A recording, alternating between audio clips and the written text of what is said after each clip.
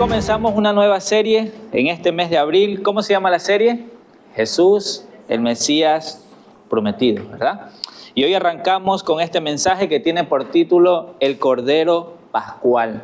¿Y a qué nos referimos con el Cordero Pascual? Para entender mejor este término es necesario irnos al Antiguo Testamento para ver algo que ocurrió en el pueblo de Israel y de dónde sale este término. Por eso le pido que me acompañe en oración para que sea el Señor quien nos guíe y nos dirija en esta mañana, ¿sí? Oremos. Gracias te damos, Dios, por este tiempo en el cual permites que estemos acá reunidos. Señor, llénanos de tu presencia, danos de tu Espíritu, Señor, cada vez más, para que podamos comprender tu palabra, para que podamos entender qué es lo que tú tienes para nosotros. Que en el mensaje de esta mañana, Señor, nuestros oídos estén bien atentos a tu voz, para que podamos poner en práctica a lo largo de los días que nos quedan acá en la tierra, tu palabra para gloria de tu nombre. Gracias por ser fiel a tus promesas y no abandonarnos, Señor, aún en medio de nuestras debilidades. Y en esta mañana, reunidos acá, como tu pueblo, tu iglesia, queremos escuchar tu voz. Oramos, Padre, en el nombre de Jesús. Amén y amén. Amén. Gracias al Señor por un día más de vida. Y para entender un poco más acerca de esto del Cordero Pascual, es necesario que entendamos qué sucedió en el libro del Éxodo. El tiempo no nos va a dar para poder leer todo lo que sucede en el libro de Éxodo, por lo menos en los primeros capítulos. Pero hay un personaje principal acá que su nombre es Moisés. Y Moisés fue un hombre enviado por Dios para liberar a su pueblo. Y en otras ocasiones ya hemos hablado cómo Moisés fue llamado por Dios, cuáles son las excusas que puso Moisés incluso para aceptar ese llamado.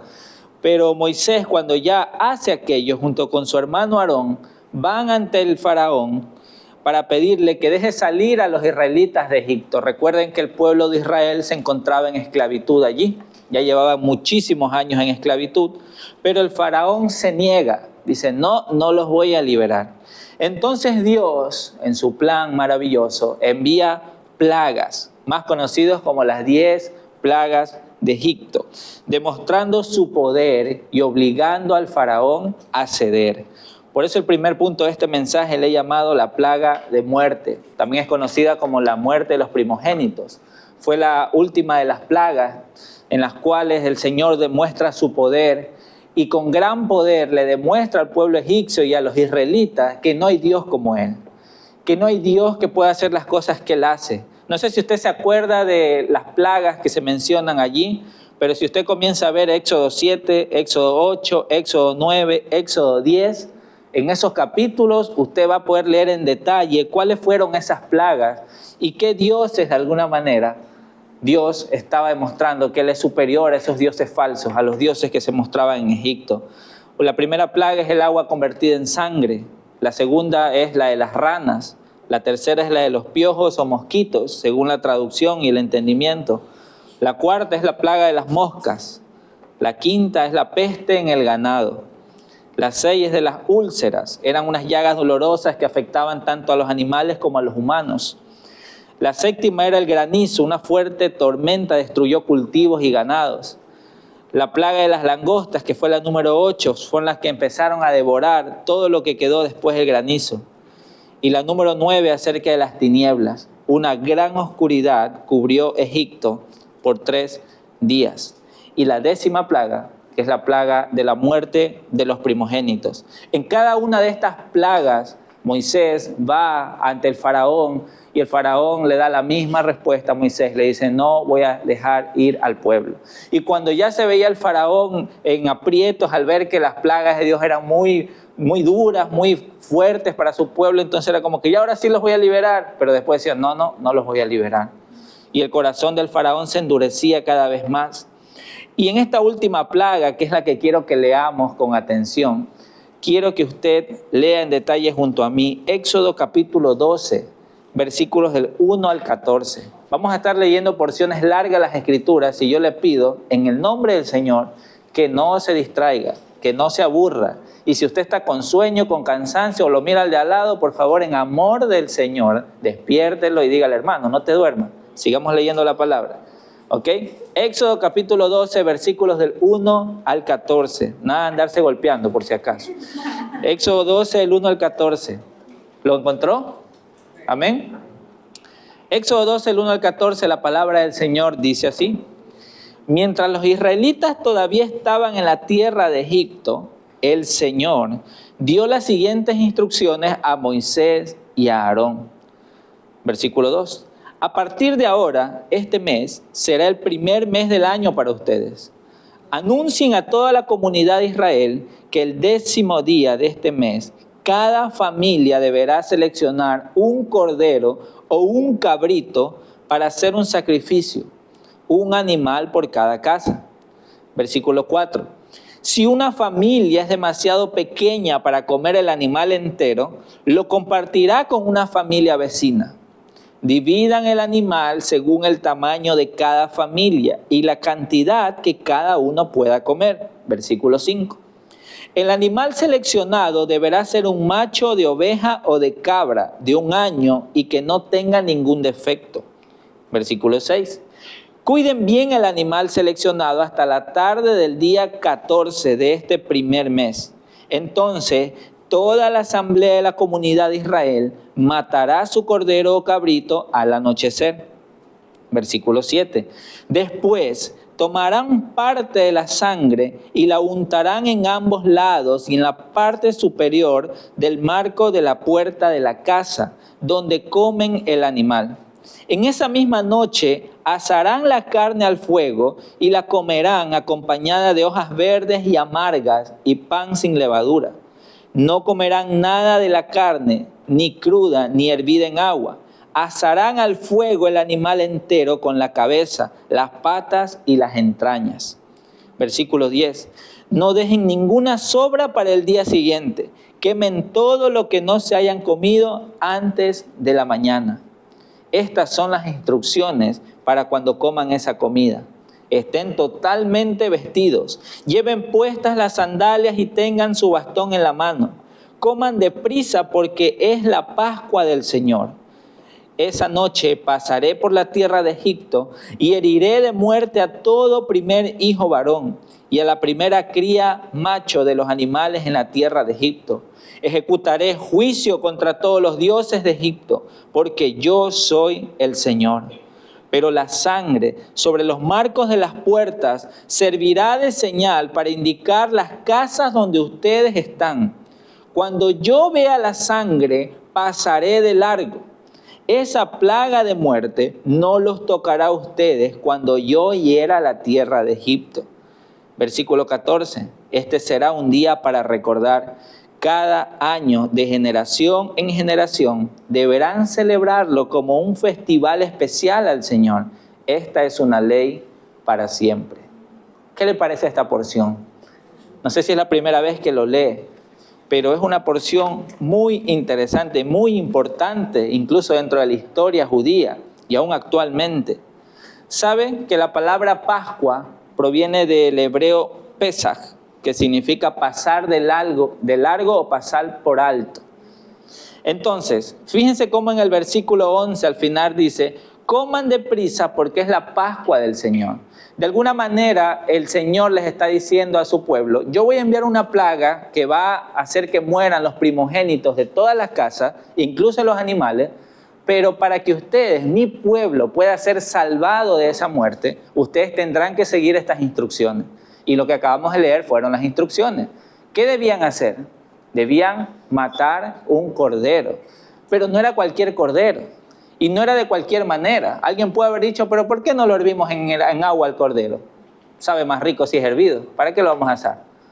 Dios fue específico en las instrucciones que Él dio de qué manera Él iba a rescatar a su pueblo. Dios puede haber dicho: tranquilos, no se preocupen que ya a ustedes no les va a pasar nada. No, Dios le dio instrucciones a su pueblo para que su pueblo sea obediente. Ustedes se imaginan si alguno de los israelitas no hubiera hecho eso. La palabra del Señor es clara. Dijo: cuando pase el ángel de la muerte, cuando pase la muerte, cuando vea que la sangre de ese cordero está en los marcos de las puertas, sabré que ahí está mi pueblo. Sabré que ahí no va a haber muerte. Por lo tanto, pasará de largo. Esa es la Pascua. Pero hay de aquellos quienes no hagan eso. Entonces, la plaga de muerte iba a afectar a todas las personas que estaban allí. La plaga de muerte no era exclusiva solo para el pueblo de Egipto. Por eso Dios le da instrucciones al pueblo de Israel para que las cumpla, para que haga aquello. Y si se dan cuenta, las instrucciones son muy detalladas, son muy específicas. Así es Dios con nosotros también. Cuando el Señor nos dice algo que debemos hacer, no nos deja al aire libre tratando de ver cómo tratemos de hacer las cosas, sino que Él dice algo tan sencillo para acercarnos a Él y tan difícil a la vez. Arrepiéntete. Niégate a ti mismo. Señor, pero ¿qué más? ¿No hay otra forma? No. Arrepiéntete de tu pecado y niégate a ti mismo. No hay otra manera. Por eso es que veamos las instrucciones que se le dan aquí, las cosas puntuales. Si ustedes se dan cuenta, la instrucción que le da el Señor para que puedan cumplirla y que no les afecte esa plaga de muerte fue algo familiar. No se le dijo, cada persona del pueblo de Israel mate un cordero. Dijo, cada familia. ¿Sí se dan cuenta cómo dice ahí? La instrucción fue familiar, no era algo individual. Cada familia debía obedecer. E incluso si la familia era pequeña, imagínense, solo tenían un hijo, 2 hijos, habían otras que tenían muchos más hijos o parientes, entonces no iba a alcanzar quizás un cordero. Había otras que les iba a sobrar. Entonces, ¿qué es lo que dijo el Señor? Si les falta o si les sobra, entonces compartan y dividan. La instrucción fue familiar, hermanos. Por eso es que es necesario comprender que cuando nosotros vamos a Cristo, no es algo que ya Dios me salvó a mí y ya yo estoy feliz y punto, sino que hay una carga familiar que ocurre en nuestro corazón de entender que necesitamos hablarles del Señor a nuestra familia. Va a haber un pesar en nuestro corazón al entender que nuestros familiares no conocen del Señor y que por más que les hablamos no quieren obedecer. La instrucción que el Señor le dio para que puedan pasar por alto esa muerte fue a la familia, para que se dediquen a cumplir las ordenanzas del Señor. ¿Quién no quisiera que toda su familia esté en el reino de los cielos con ellos? Eso es un gozo tremendo y todos anhelamos eso, los que tenemos a Cristo en nuestro corazón, en nuestra vida. Pero ¿y qué de aquellos que aún nuestros familiares todavía no conocen del Señor? ¿Qué voy a hacer? Pues les seguiré diciendo cuáles son las instrucciones del Señor para nosotros. Arrepiéntete, aléjate de esa vida de pecado, aléjate de toda clase de mal y sigue en el Evangelio. Cree en Cristo como nuestro Señor y Salvador. Otra de las instrucciones específicas que se da acá en Éxodo 12 es que era un cordero o cabrito para el sacrificio. ¿Por qué no sacrificamos otro animal? Porque Dios así lo quiso. Era un cordero o un cabrito para el sacrificio. Saben que el cordero se convierte en una oveja, no es que es otro animal, el cordero se convierte en una oveja cuando tiene aproximadamente 1 año de edad. Por lo tanto, era un animalito joven, entre comillas, y alguien que no tenía mucho tiempo de vida. ¿Ya? 1 año tenía este cordero cabrito que debía ser escogido para ser sacrificado para este propósito. Ahora, en el versículo 5 dice, macho de oveja o cabra que no tenga ningún defecto. ¿Qué entiende usted por ningún defecto? No sé si usted se considera perfeccionista en las cosas, incluso hasta cuando limpia la casa. Los que limpian, ¿verdad? Hablo con los que limpian. No sé qué, o los que tratan de hacer algo perfecto en su trabajo o en alguna cosa. Pero acá dice que el macho de oveja o cabra no debe tener ningún defecto. ¿Sabe qué entendía el israelita por ningún defecto? Incluso basado en el libro de Levítico y lo que el Señor había dado instrucciones. Significa que debe estar físicamente sano y debe estar completo y simétrico. Ya les voy a explicar qué es eso. Para que sea un macho de oveja, un cordero sin ningún defecto, debe de no tener heridas, no tener úlceras, tumores o llagas. ¿Ya? O sea, tenían que ver bien el cordero. No es que uno iba a ver a todos los que estaban ahí y decía, me parece que ese está bien, y ya lo escogían. No, eso no es agradable ante el Señor. Tenían que examinar bien a ese cordero para que cumpla el requisito que no tenga ningún defecto. Dice que este cordero no tenía que tener fractura de huesos. Este cordero no tenía que tener miembros deformes o de tamaño desigual, que una patita más grande que la otra, que la uña más corta que la otra. No, tenían que verificarlo de manera exhaustiva. Este macho de oveja o cordero no tenía que ser ciego, no tenía que tener problemas en sus ojos. Este macho no tenía que tener sarna u otras enfermedades en la piel. Imagínense todo eso, que tenían que verificarle al cordero para que sea digno de ser sacrificado. Para que sea realmente el cordero que va a ser sacrificado para que cuando pase el ángel de la muerte no afecte a mi familia. Completo y asimétrico, ¿qué significa? Que no le podía faltar partes del cuerpo. No era una ovejita coja, no era una ovejita que le faltaba una oreja, un ojo, no, tenía que ser simétrico incluso. No debía tener orejas, colas o genitales dañados. Todo eso verificaban en el cordero. Tenía que ser de buena apariencia incluso, hermano. Ahora, no sé qué se les viene a la mente con de buena apariencia. No es que se vea bonita, no, sino que se vea limpia, pulcra, ¿ya? Además, no se aceptaban animales con manchas. Obviamente, poco comunes habían, pero no se aceptaba ese tipo de animales. Hermano, ¿usted se imagina esto? El Señor está en nuestra instrucción y dice que quiere un cordero sin defecto y sin mancha. Ahora, ponte a buscar entre todos los corderos los que cumplan realmente estas características.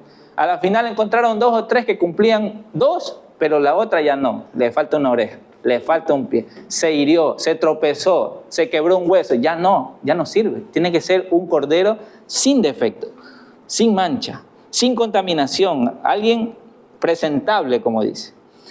Por eso el cordero que se seleccionaba, ya una vez que seleccionaron el cordero, dice que lo seleccionaban el 10 de Nisan, según la instrucción que leímos en Éxodo 12. Y este cordero era cuidado durante 4 días aproximadamente, del 10 al 14. Esto a mí me llamó mucho la atención, hermanos, porque dice que al atardecer, ya al anochecer, en el anochecer se lo comían al cordero, pero en el atardecer ya lo sacrificaban. Pero no es que lo escogían al cordero hoy y hoy mismo lo mataban, sino que lo escogían y tenían que estar con este cordero 4 días aproximadamente, de 3 a 4 días, y luego en esa tarde lo sacrificaban y luego se lo comían en la noche asado, no hervido ni nada, ni crudo, sino asado. Entonces, cuando yo investigaba esto, veía cómo muchos teólogos hablan acerca de cómo esto se hace una relación perfecta en cuanto a Cristo Jesús. Porque hay muchos que dicen, ahí está, el cordero que fue seleccionado y los años que pasó en la tierra, dicen algunos teólogos. Ahí está, el tiempo que Jesucristo estuvo acá. De hecho, muchos judíos, incluso comentarios que leía, concluyen que esto era para que la familia comprenda que están dando lo mejor a Dios. Que incluso están cuidando ese animalito para que no le pase nada en esos días. ¿Usted se imagina que al siguiente día de haberlo seleccionado se le quiebra una patita? ¿Y ahora? Entonces era un sumo cuidado que tenían que tener la familia con ese cordero seleccionado. Y ese era el cordero pascual en aquel momento, el cordero que iba a ser sacrificado en la Pascua. ¿Por qué 4 días? La familia tenía que asegurarse que no tuviera ningún defecto, cumpliendo así los requisitos mencionados en Éxodo 12. Además, la familia se encariñaba con el animal. Tenía que pasar cerca con ese animalito, tenía que estar allí día y noche para verificar que no le pase nada. Como les digo, imagínense que se escape. Y ahí, ¿qué hace la familia? Necesitaba estar con el animalito. Recordaban con esto el pueblo judío la importancia de obedecer realmente a Dios, porque esta era una instrucción que Dios les había dado para su salvación. Estaba su vida aquí en juego, hermanos. ¿Se dan cuenta? O sea, pudimos reírnos un poquito del cordero que se les puede escapar y todo, pero aquí ellos estaban jugando su vida. Si no hacían el sacrificio tal y como Dios les estaba enviando, el ángel de la muerte iba a pasar, y si no estaba la sangre del cordero en las puertas de las casas, iban a morir. Entonces ellos tenían que obedecer, su vida estaba en juego. Luego se nos dice en Éxodo 12 que toman la sangre del cordero sacrificado y las ponen en las puertas de la casa. Hermanos, fíjense cómo otra vez esto tiene que ver con la familia. Esto tiene que ver cómo Dios quería rescatar a las familias de Israel. No eran personas individuales, no eran como que uno ahí en ese momento, sino que Dios dice, no, la familia, la casa, pongan ahí en sus casas, en los dinteles, en los bordes, arriba, a los lados, para que cuando pase el ángel de la muerte no les afecte. Así fue en aquel momento, así fue en aquella historia, aquello que pasó. Y obviamente, ¿qué es lo que dice? Si usted sigue leyendo, Dios envía aquello y todo el pueblo de Israel que obedeció al Señor, pues fue librado de la muerte.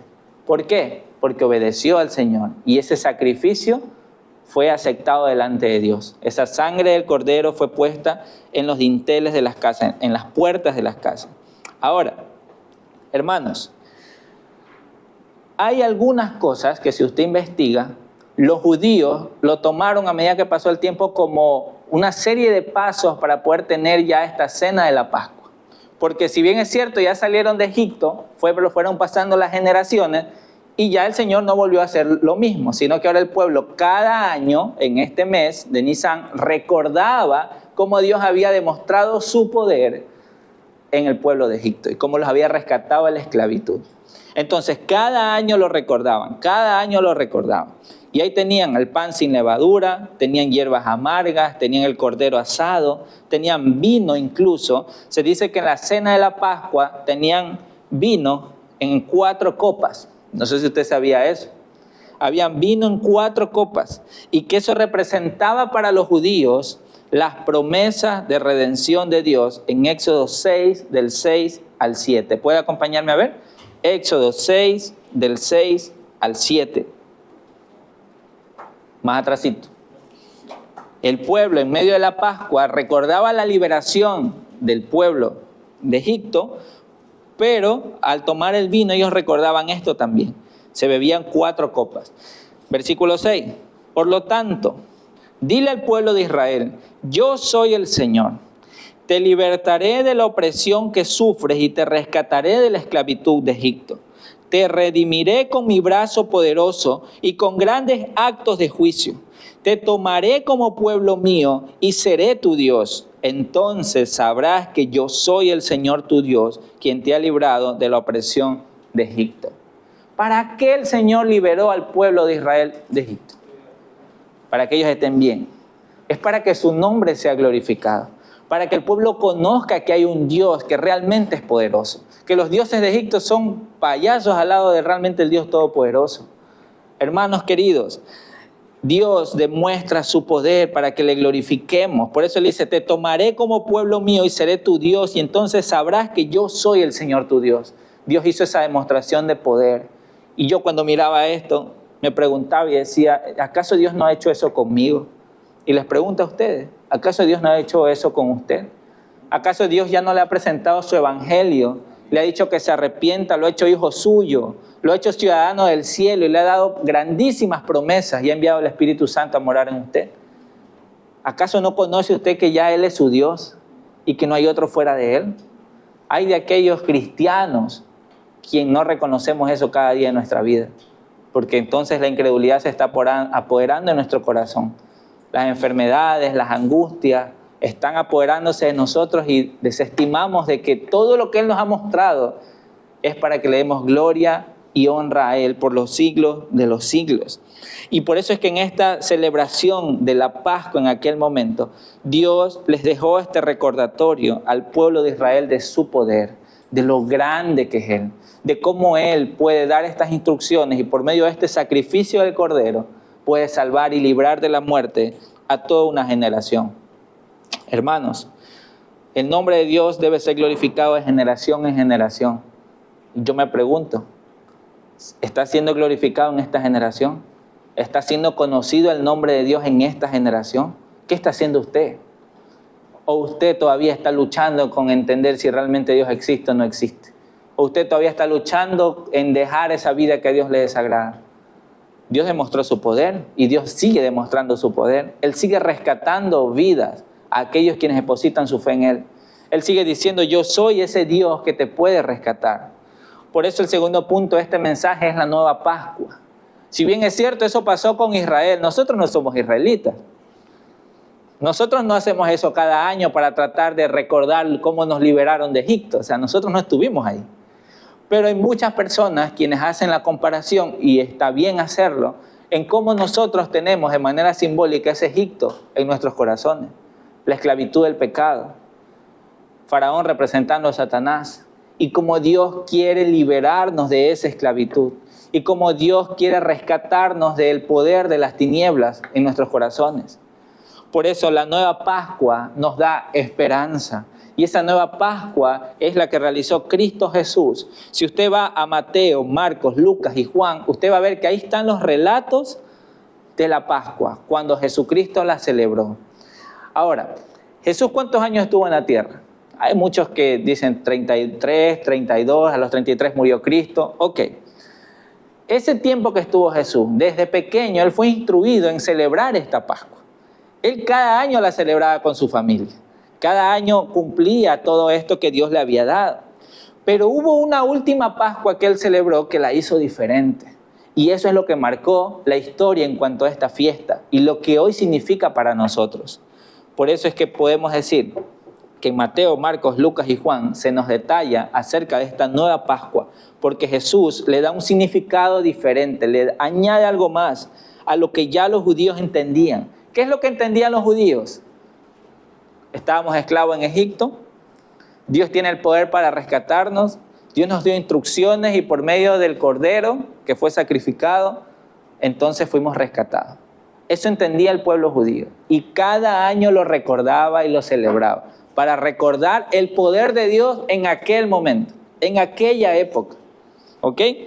Entonces, los pasajes creo que los puse allí, los pueden anotar. Ahí está en detalle cómo fue la última Pascua de nuestro Señor Jesús. Y el énfasis que quiero hacer en esta mañana es con respecto a Marcos, capítulo 14, versículos del 12 al 16. Quisiera que me acompañen a leer Marcos, capítulo 14, versículos del 12 al 16. Si lo encontró, me dice amén, para saber que está conmigo. Marcos capítulo 14, versículos del 12 al 16.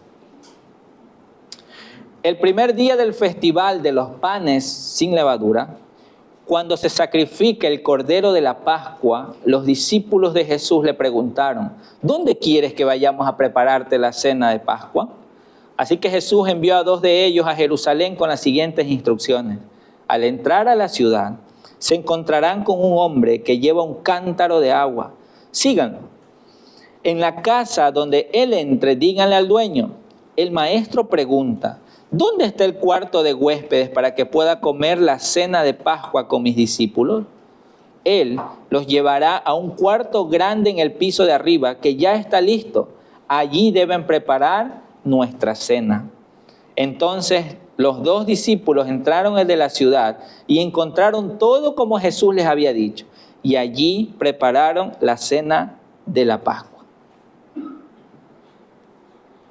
Esto es lo que sucedió antes de esa cena. Jesús le da instrucciones específicas a sus discípulos para cumplir. Y ellos obedientemente van y encontraron todo tal y como Jesús lo había dicho. Y hay mucho detalle aquí que pudiésemos analizar. De hecho, leía de que no era muy común que los hombres lleven un cántaro. Por lo general lo hacían las mujeres. Y es muy interesante cómo Jesús les da una indicación de algo muy poco probable. ¿Cómo puede ser posible que haya un hombre con un cántaro de agua? Bueno, los discípulos fueron en fe. El maestro nos manda, vamos a ver qué hay. Y encontraron, como dice las Escrituras, todo como Jesús le había indicado. Y allí los discípulos prepararon la cena de la Pascua. Ya entendemos qué es lo que prepararon los discípulos, o qué debieron haber preparado, qué iban a recordar, qué iban a hacer. Iban a recordar la liberación de Egipto, como Dios los había rescatado de la muerte. Entonces, en la época de Jesús se seguía celebrando esta fiesta, y lo vemos allí, ¿verdad? Allí se celebraba. Fíjense cómo al inicio en el versículo 12 dice: en el primer día del festival de los panes sin levadura, cuando se sacrifica el cordero de la Pascua. Entonces, en ese día ya era el día del sacrificio del Cordero de la Pascua. ¿Sí se dan cuenta? ¿Cuántos días tenía que pasar? Significa que ya 3 o 4 días antes ya estaba seleccionado el Cordero. Ahora, recuerden algo. ¿Esta fiesta era individual o era familiar? Familiar. ¿Y Jesús no tenía familia? ¿Y sus discípulos no tenían familia? Esta era una nueva familia que iba a cenar ahí en esa noche. ¿Se dan cuenta? Jesús con sus discípulos. Jesús puede haber estado ahí con la mamá y sus hermanos, los discípulos ahí con la suegra de Pedro, con todos ahí, pero no. Esta era una nueva familia que en esa noche iba a tener una cena especial. La cena de la Pascua con sus discípulos, el Maestro. La Pascua se seguía conmemorando en esta época, pero en este momento, fíjense cómo dice el versículo 22 al 25, más abajito, Marcos 14, el 22 al 25. Dice que mientras comían, o sea, ya estaban comiendo, ya estaban en la cena, Ya estaba todo preparado, ya estaba la cena. Jesús tomó un poco de pan y lo bendijo. Luego lo partió en trozos, lo dio a sus discípulos y dijo, tómenlo porque esto es mi cuerpo. ¿Se imaginan la cara de los discípulos escuchando esto? ¿Cuántos años ya llevaban ellos celebrando la Pascua? Y simplemente era el pan sin levadura que se utilizaba año tras año. Pero acá Jesús toma el pan sin levadura y le da un nuevo significado y les dice, esto es mi cuerpo. ¿Cómo puede ser eso, Jesús? Versículo 23. Y tomó en sus manos una copa de vino y dio gracias a Dios por ella. Se la dio a ellos y todos bebieron de la copa. Y les dijo, esto es mi sangre, la cual confirma el pacto entre Dios y su pueblo. Es derramada por sacrificio por muchos. Otra vez, ¿se imaginan la cara de los discípulos? Jesús, pero tantos años hemos celebrado esto y nunca nos han dicho esto. Los discípulos en esa noche están aprendiendo la nueva enseñanza acerca de cómo celebrar esta fiesta y lo que realmente va a significar para ellos. Fíjense cómo dice, esta es mi sangre, la cual confirma el pacto entre Dios y su pueblo. Significa que hay un nuevo pacto. Significa que hay una nueva forma de acercarnos a Dios, de relacionarnos con Él. Y Jesucristo lo está diciendo en esta noche. Jesús cambia por completo el significado de estos elementos. Habla acerca del pan y habla acerca de un pan partido, un pan que es su cuerpo. Imagínense, ellos aún no lo comprendían. Jesús ya lo había dicho en ocasiones anteriores que era necesario que Él padezca por mano de los sacerdotes, por mano de los escribas que lo iban a matar. Sí, pero los discípulos aún no entendían eso. Y en esta noche no necesariamente lo entendían. Pero horas después se iba a cumplir todo esto. El cordero iba a ser sacrificado. El cordero iba a ser golpeado, iba a ser realmente asesinado. Ahora, es interesante ver cómo, hermanos, hasta ahora entendemos cuál era la motivación o la razón por la cual los judíos celebraban la Pascua, recordaban algo. Pero ahora Jesús está cambiando el significado para que ya no se recuerde eso necesariamente, sino que ahora se recuerde algo más trascendental a lo largo de la historia, y es su muerte y es su resurrección. Su muerte en la cruz es lo que Jesucristo les está enseñando a sus discípulos a través de estos elementos. Les está diciendo, mi cuerpo entregado por ustedes y la sangre derramada que confirma ese nuevo pacto. Y esta sangre va a ser derramada como sacrificio por muchos. Hermanos, ese es el significado que le da ahora el Señor a la nueva Pascua.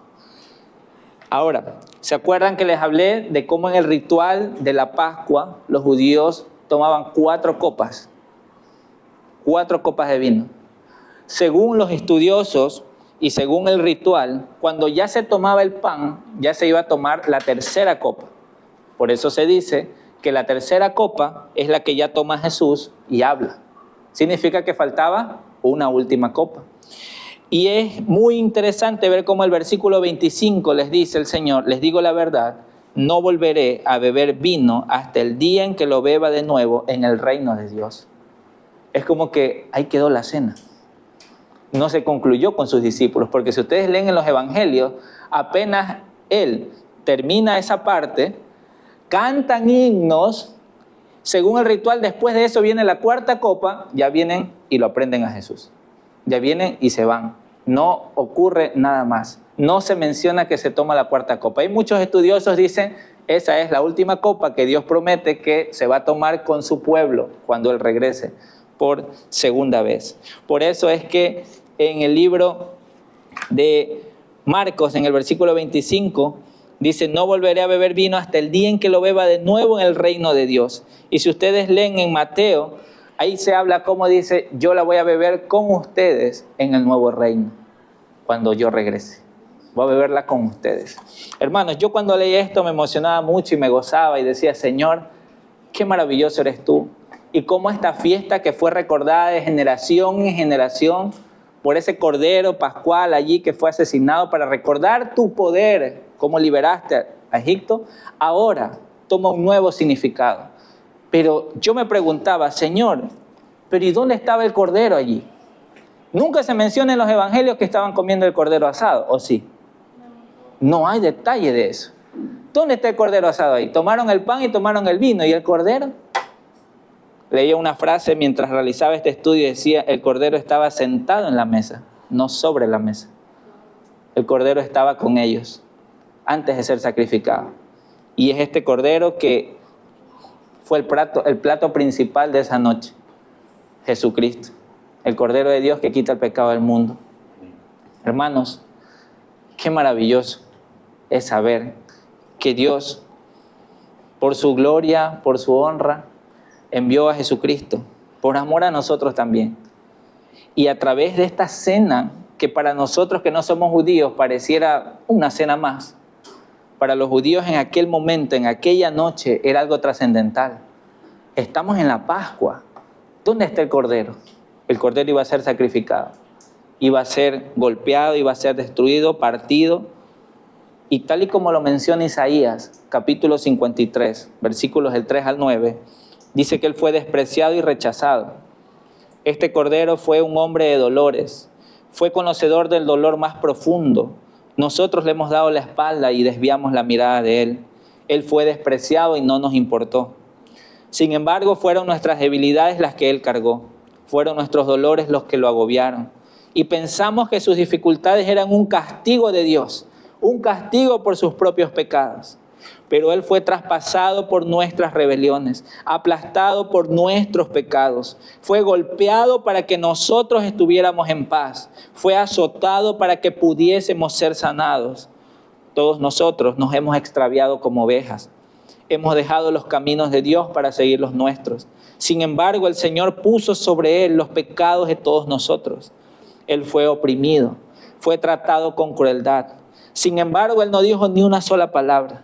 Como cordero fue llevado al matadero, y como oveja en silencio ante sus trasquiladores no abrió su boca. Al ser condenado injustamente se lo llevaron. A nadie le importó que muriera sin descendientes, ni que le quitaran la vida a mitad de camino, pero lo hirieron de muerte por la rebelión de mi pueblo. Versículo 9.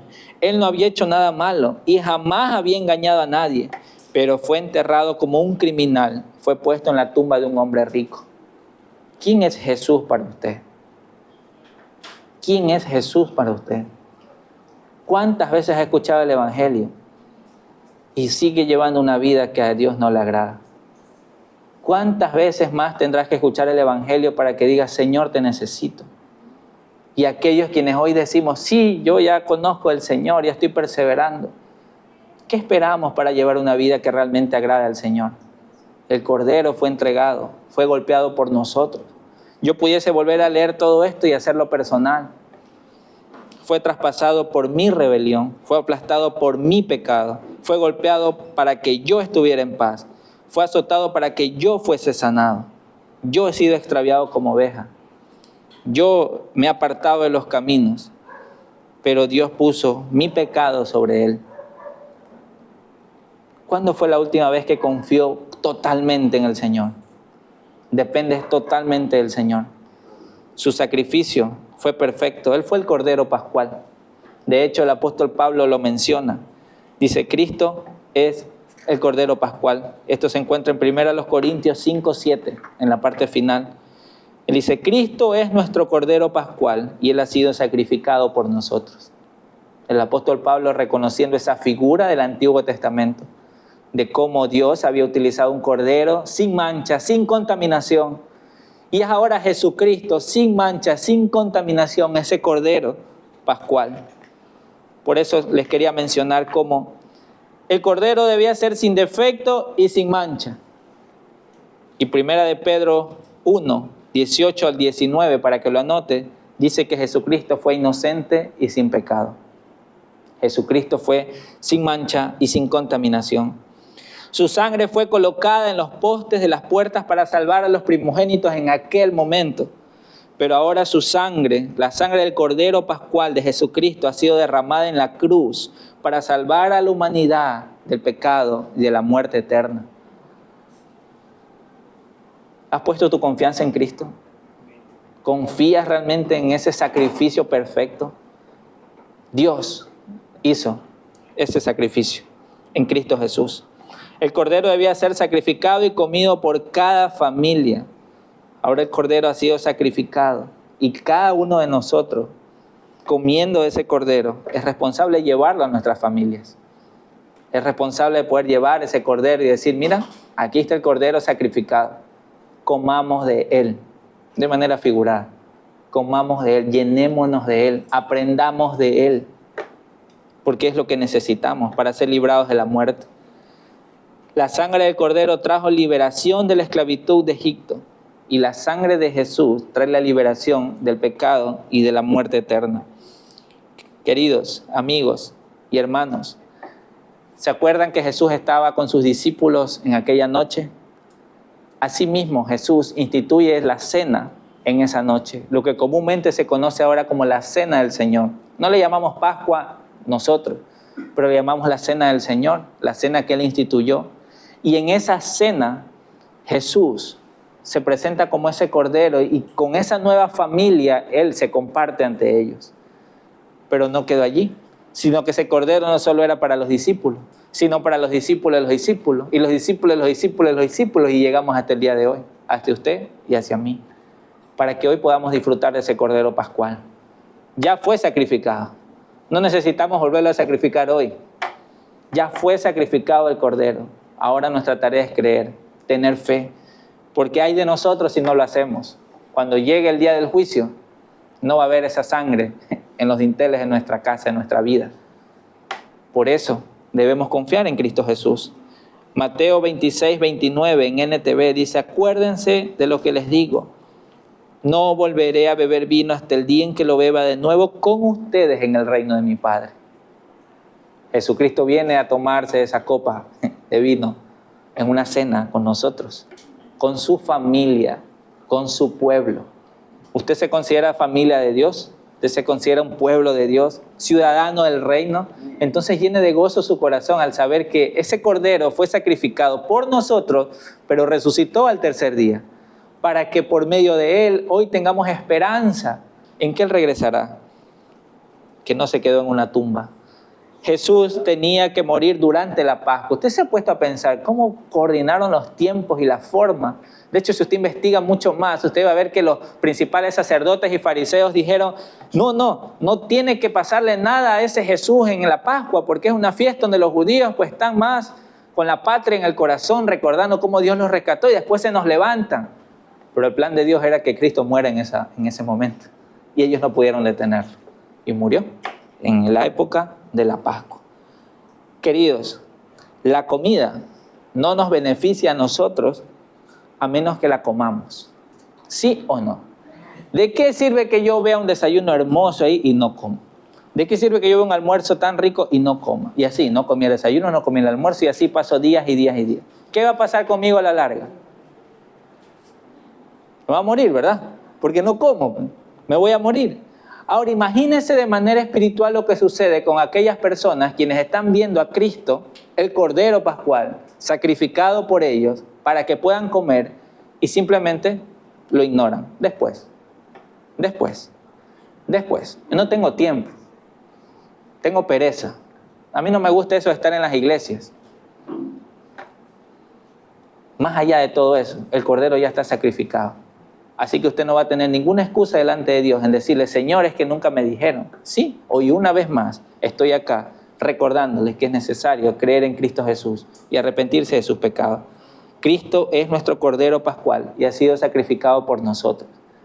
Y este es el comienzo de esta serie. A lo largo de este mes vamos a estar meditando en Jesús, el Mesías prometido.